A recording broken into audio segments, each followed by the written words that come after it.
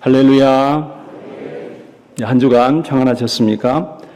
20세기의 세계적인 그 명지휘자, 또 불멸의 지휘자 한 사람을 꼽으라고 하면은 이 사람을 말한다고 합니다. 이탈리아 출신의 아르투로 토스카니니라고 하는 사람이에요. 이 토스카니니, 이분은 이제 불멸의 지휘자로, 그렇게 20세기 한 사람을 꼽으라고 하면 토스카니니 그렇게 말한다고 합니다. 이 토스카니니는 원래 아주 탁월한 첼로 연주자였습니다. 작곡자이기도 했고, 그런데 그에게 아주 치명적인 질병이 발병했는데 그것은 근시안, 악보를 읽을 수 없는 시력이 약해지는 것입니다. 그래서 관현악단에서는 이 토스카니는 더 이상 첼로 연주를 할 수 없다, 통보를 했습니다. 그러나 그는 포기하지 않고 악보 전체를 통째로 애우는 길을 선택합니다. 그렇죠. 애우면 되잖아요. 다 암기해버리는 것입니다. 통째로 악보 전체를 1시간짜리, 3시간짜리 교향곡, 오페라곡 다 애우는 것입니다. 이거를 이제 암보라 그러더라고요. 암기한다. 악보를 다 암기한다. 그래서 연주를 하는 것입니다. 관현악단에서는 그를 첼리스트로서 어떤 어려운 곡이든지 무리 없이 아주 잘, 어떤 연주자보다 탁월하게 연주하는 것을 보고 그를 계속 관현악단에서 연주할 수 있도록 했어요. 그러던 어느 날 그가 19살 되던 해에, 정확하게 1886년이라고 합니다. 19살 되던 해에 브라질의 그 오페라 공연을 가게 되었는데, 그 공연의 공연작은 그 베르디의 오페라 아이다라고 하는 그런 곡이에요. 이 대곡을 연주하는 일을 앞에 두고 이 오페라단과 마차를 빚은 지휘자가 갑자기 나타나질 않습니다. 공연 시작 1시간 전이고 30분 전인데도 지휘자가 나타나질 않아요. 그래서 부지휘자를 세우려고 했는데 단원들이 다 반대를 했습니다. 그리고 오히려 이 첼리스트였던 토스카니니를 추천을 하는 거예요. 왜냐하면 악보를 다 애우고 있으니까. 그래서 리허설도 없이, 처음에는 이 관객들 중에 야유가 있었지만은 단원들이 적극 추천을 하니 리허설 없이 3시간짜리 공연을 아주 멋지게 지휘를 했습니다.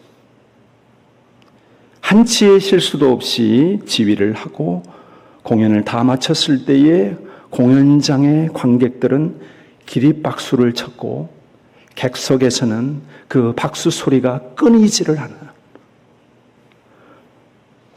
불멸의 지휘자, 거장이 탄생되는 순간입니다. 이후에 토스카니니는 세계 최고의 연주자들, 최고로 하는 연주자들만 모여있는 미국의 MBC 심포니 오케스트라의 그 지휘를 하게 되었습니다.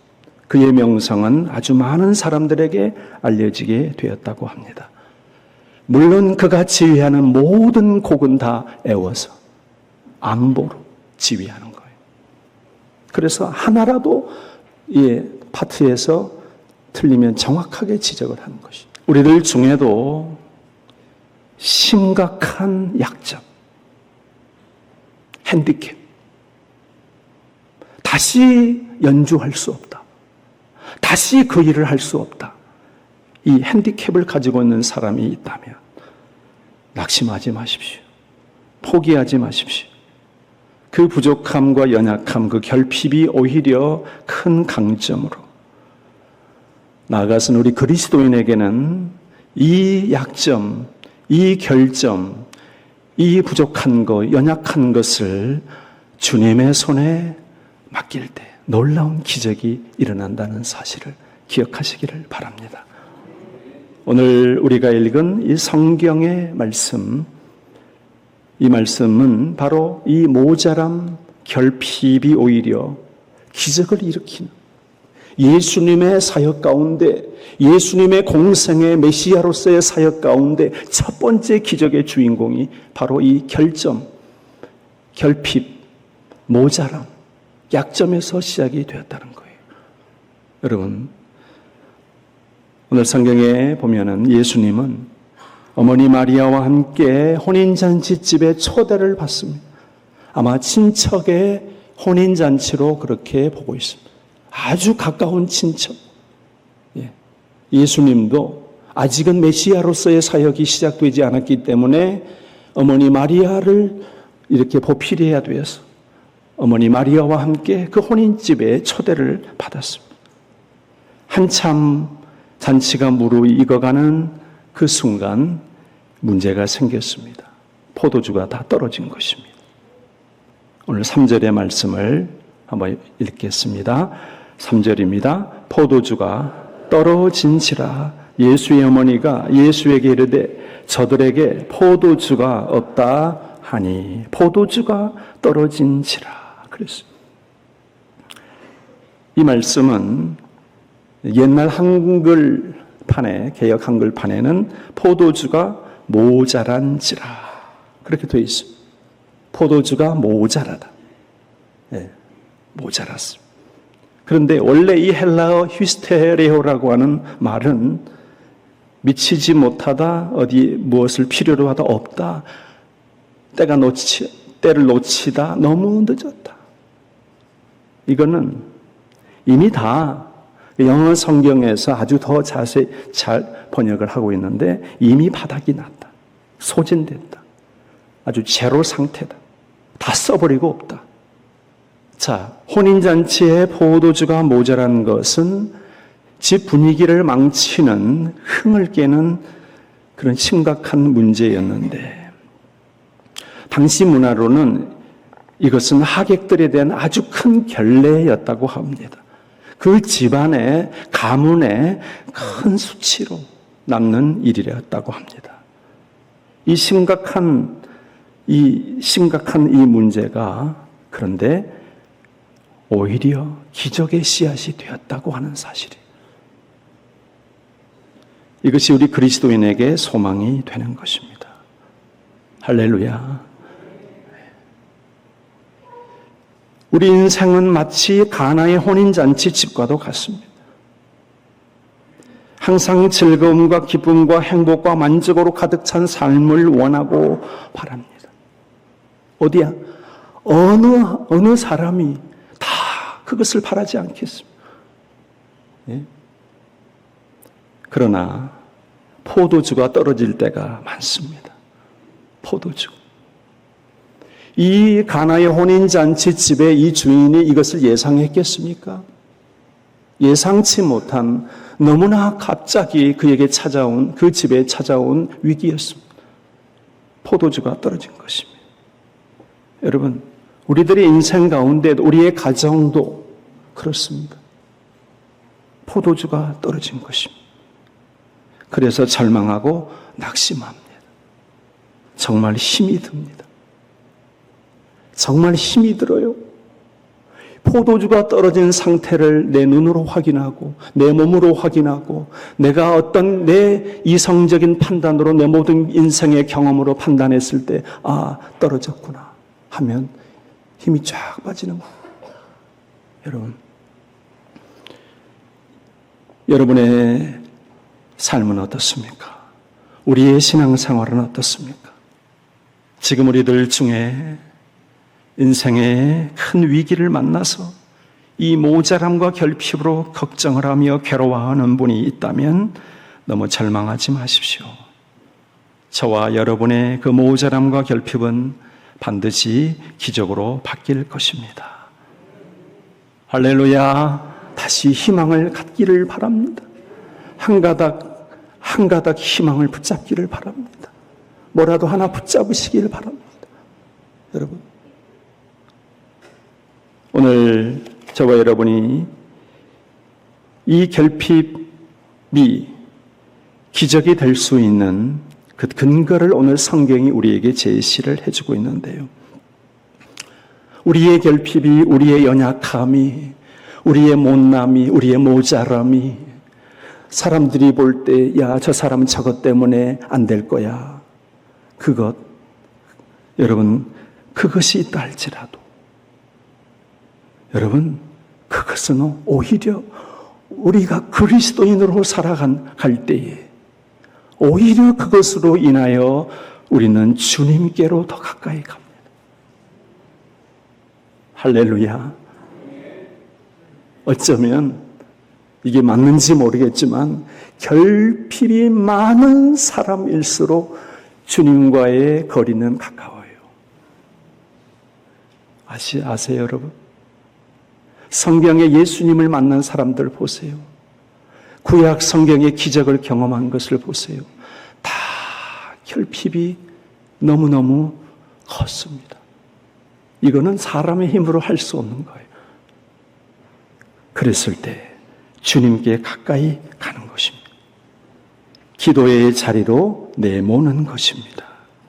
여러분, 오늘 예수님의 어머니처럼 오늘 3절과 4절을 한번 봅시다. 3절, 4절을 읽어봅시다. 시작. 포도주가 떨어진지라 예수의 어머니가 예수에게 이르되 저들에게 포도주가 없다 하니 예수께서 이르시되 여자여 나와 무슨 상관이 있나이까 내 때가 아직 이르지 아니하였나이다. 예수의 어머니가 예수에게 이르되, 오늘 이 말씀이 너무나 중요합니다. 여러분, 기도한 것입니다. 탁월한 선택이에요. 기도보다 탁월한 선택은 없습니다. 우리가 예수님께 기도해 놓고 후회하는 법은 없어요. 여러분, 기도하면 반드시 무엇인가 역사가 일어납니다. 여러분, 성경이 그것을 우리에게 증명하잖아요. 여러분, 만약에 마리아가 예수님께 말하지 않았더라면 오늘의 기적은 일어나지 않았어요. 여러분, 마리아가 그렇게 할 수 있었던 동기는 무엇인가 하면, 여러분, 마리아는 예수님을 낳은 사람입니다. 예수님을 자기의 몸으로 낳은 사람. 그리고 낳았을 뿐만 아니라 키웠습니다. 그리고 함께 30년을 살았습니다. 자, 여러분, 그런데 중요한 것은 마리아는 예수님이 태어나기 전에 가브리엘 천사의 방문을 받았습니다. 자, 그리고 세례 요한의 어머니인 엘리사벳으로부터 예언을 들었습니다. 내게서 날 자는 그리스도다. 여러분, 그리고 동방박사의 경배를 받았습니다. 나사렛 생활, 약 30년간 나사렛 생활을 하는 동안에 목수로서 예수님은 가장으로서 역할을 했지만은 마리아는 언제나 예수님이 육신의 아들이기보다는 메시아로 하나님의 아들이신 분으로 알았습니다. 여러분, 그래서 예수님의 어머니 마리아가 예수님께 포도주가 없다고 아뢰는 순간, 그때부터 마리아에게 예수는 육신의 아들이 아니고, 또 혼인집에 초대받은 하객 손님 정도가 아니고, 예수는 주님이었습니다. 메시아였습니다. 그리스도였습니다. 여러분, 우리에게도 이 예수가 계십니다. 아멘. 지금 여기에 계십니다. 우리의 인생 한복판에 계십니다.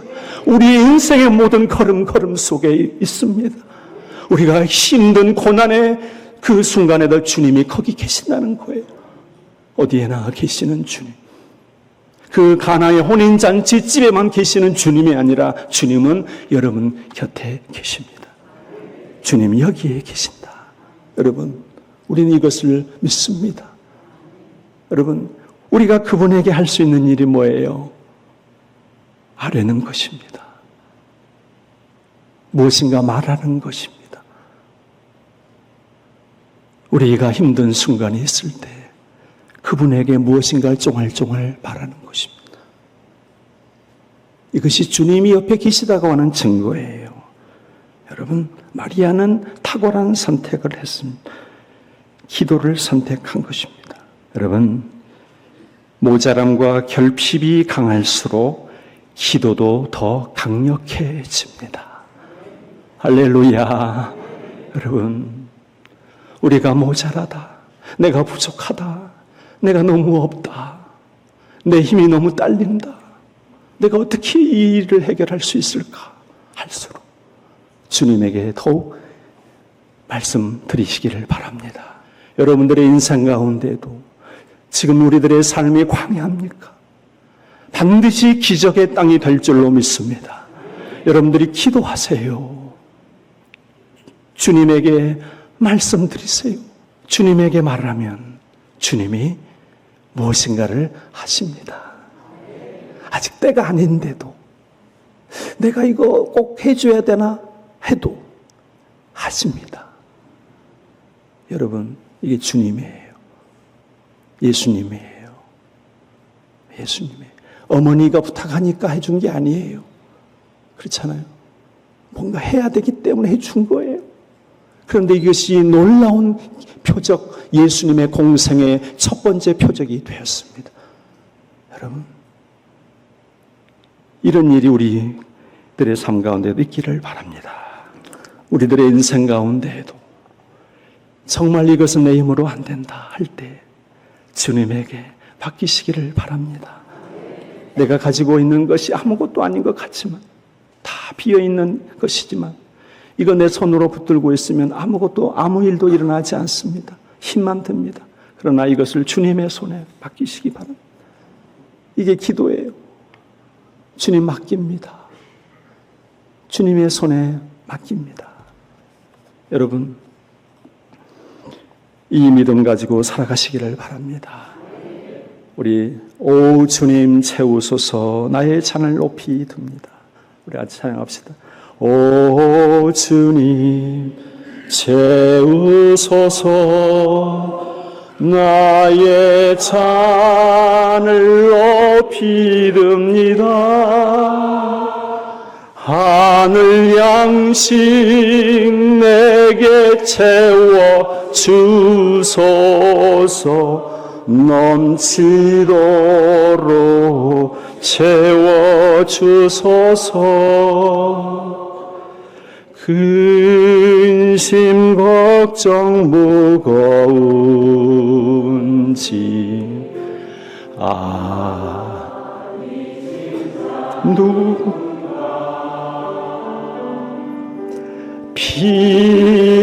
피난처는 우리 예수 주께 기도드리세. 할렐루야. 여러분, 그렇습니다. 우리의 결핍이 기적의 씨앗이 될 수 있는 첫 번째 이유와 근거는, 그 결핍은 우리로 하여금 예수님께로 자꾸 몰아가는 것입니다. 기도의 자리로 가게 하는 것입니다. 그래서 여러분, 우리는 하나님 주님께 모든 것을 맡기며 살 수 있습니다. 또 한 가지, 오늘 성경에 우리들의 결핍이 기적의 씨앗이 되는 중요한 이유 한 가지가 있습니다. 이게 중요해요. 기도로 기적이 시작이 되었다면 마침표가 있어야 돼요. 완성이 돼야 돼요. 물이 포도주가 되기를 바라지요. 포도주가 돼야 돼요. 이것을 우리가 보아야 돼요. 이것을 우리도 한번 마셔보아야 돼요. 네. 기적의 완성은 순종입니다. 뭐라고요? 말씀에 순종입니다. 내려놓음의 저자인 이용규 선교사라는 분 계십니다. 저는 이용규 선교사님을 이번 휴가 때 이분에 대한 집회를 유튜브로 거의 다 들었습니다. 예. 이용규 선교사님 이 내려놓음이라고 하는 책이 한 15년 전에 출간이 됐는데 120만 부가 팔렸다고. 예, 별로 놀라지 않습니다. 120만 부. 예, 정말 베스트셀러. 이 책의 메시지는 뭐냐면 당신이 내려놓으면 그때부터 하나님이 움직이신다. 이 부제도 좋아요. 네. 이 책의 저자인 이용규 선교사님은 미국의 명문대학 하버드 대학에서 박사학위를 마친 아주 수재요 학자입니다. 그런데 기도하던 중에 몽골 선교사로 가라는 소명을 받고 이제 몽골 국제대학교의 교수로 또 선교사로 사역을 하러 떠납니다. 그래서 거기서 15년을 헌신을 하게 되고 그 다음이 중요합니다. 지금 그 후에 인도네시아로 가라고 하는 또 하나님의 사인이 있었어요. 그런데 인도네시아에 가서 기독교 종합대학을 세워라. 인도네시아는 세계 최대의 이슬람 국가예요. 거긴 다 이슬람, 기독교 대학을 세운다는 것은 불가능한 일이죠. 다 실패했습니다. 그리고 준비된 것이 하나도 없었어요. 인적 자원, 인도네시아어로 말할 수 있는 사역자가 하나도 없었어요. 선교사 가족 외에는 아무도 없었어요. 재정적 자원, 대학을 적어도 단과 대학이라도 세우려면 50억 정도가 있었는데 그들의 수중에는 하나도 없었어요. 국가적인 지원, 인도네시아 정부에서는 기독교를 용인하지 않습니다. 거기 종합대학을 세운다고. 말도 안 되는 거예요. 정부의 허락 안 되죠. 그런데 하필 그때 이 선교사님이 몸에 치명적인 췌장 쪽에 심각한 질병이 찾아왔어요. 이거는 할 수 없는 거예요. 하나님의 말씀은 있고 소명은 있지만 하나님 이건 내가 어떻게 합니까? 그런데요, 놀랍게도 이 선교사님은 하나님께 기도하기 시작했습니다. 그리고 말씀에 순종하기 시작했습니다. 어떤 말씀이든지 무조건 순종하기로 했습니다. 자, 여러분, 결국에는 그 인도네시아, 이슬람 국가인 인도네시아에 최초로 기독교 정신을 가진 자카르타 국제대학이 설립이 됐어요. 또 여러분들 못 믿을 것 같아서 제가 준비를 했습니다. 2022년도에 1회 졸업식. 저는 하나님이 하시는구나. 이건 기적입니다. 있을 수 없는 일이에요. 초자연적인, 초과학적인, 초상식적인, 아무도 생각하지 못했던 것입니다. 그런데 이용규 선교사님이 이토록 기적적인 사역을 이룰 수 있었던 것은 무엇일까? 그분의 간증의 제목이 말해줘요. 저는 그 유튜브에서 그분의 간증을 계속 들으면서 그 제목이 제 머릿속에 계속 떠나질 않았어요. 그 간증의 제목이 뭐냐면 또 다른 자원, 아픔, 결핍, 그리고 부담. 여러분, 결핍은 우리가 할 수 없다는 것은 오히려 하나님이 일하시도록 하는 기회인 줄로 믿습니다. 여러분, 우리가 하나님께 기도하고 순종하면 우리 포도주가 되는 여러분들의 인생에, 여러분들의 가정에, 여러분들의 자녀들의 삶 가운데 이런 놀라운 기적이 있을 줄로 믿습니다.